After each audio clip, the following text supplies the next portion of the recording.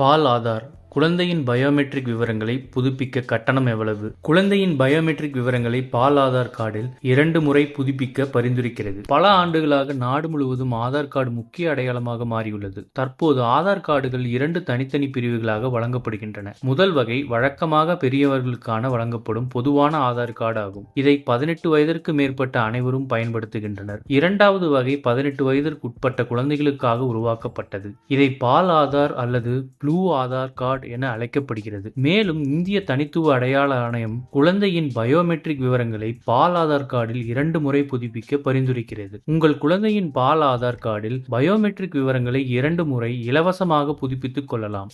கைரேகைகள், கருவிழி ஸ்கேன் மற்றும் புகைப்படங்கள் போன்ற பயோமெட்ரிக்ஸ் டோக்கன்களை 5 முதல் 7 வயது வரையிலும் 15 முதல் 17 வயது வரையிலும் ஒரு முறை இலவசமாக புதுப்பிக்கலாம். இந்த வயதுக்குள் புதுப்பிக்கவில்லை என்றால் ரூபாய் 100 கட்டணம் செலுத்த வேண்டும். குழந்தையின் 5 வயதிலும் 15 வயதிலும் ப்ளூ ஆதார் கார்டு புதுப்பிக்க எந்தவித கட்டணமும் செலுத்த வேண்டியதில்லை. பால் ஆதார் கார்டில் பயோமெட்ரிக் விவரங்களை புதுப்பிக்கும் போது குழந்தையின் பெயர், பாலினம், பிறந்த தேதி, முகவரி, செல்போன் எண் அல்லது மின்னஞ்சல் முகவரி போன்ற விவரங்களிலும் மாற்றம் செய்து கொள்ளலாம். பயோமெட்ரிக் விவரங்களை புதுப்பிக்கும் போது இந்த விவரங்களை புதுப்பித்தால் அது முற்றிலும் இலவசம். ஆனால் தனியாக மாற்றம் செய்தால் அதற்கு ரூபாய் 50 கட்டணம் விதிக்கப்படும். பால் ஆதார் கார்டுகள் எப்படி விண்ணப்பிப்பது?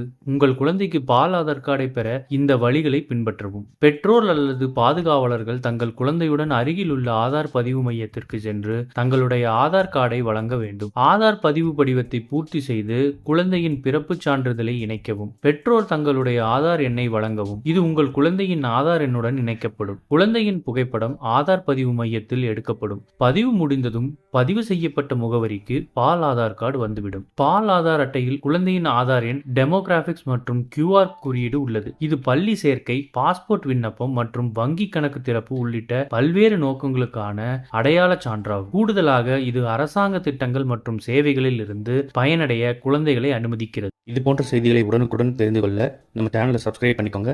பெல் நோட்டிஃபிகேஷன் ப்ரெஸ் பண்ணிக்கோங்க. நன்றி, வணக்கம்.